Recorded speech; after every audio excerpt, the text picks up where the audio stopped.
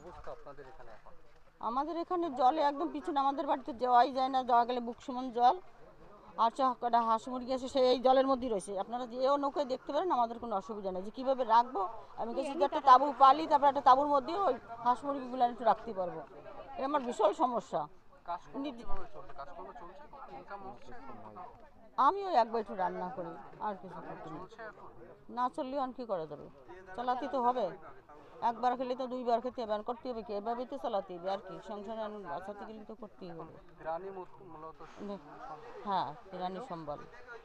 কাদের পক্ষ থেকে আজকে কি কি পেলেন এখানে? সেটা তো আমি বলবো। কি কি দেওয়া হয়েছে?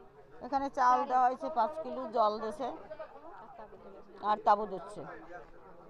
কতটা উপকার হবে এতে আপনার? এতে তো ছাগল গরুর বেলা মোটামুটি ভালোই উপকার হবে আমার। ছাগল মুরগি কাটা, হাঁস মুরগি রয়েছে কাটা, সব জলের নিচায়, ওগুলো জলের মধ্যেই থাকতেছে।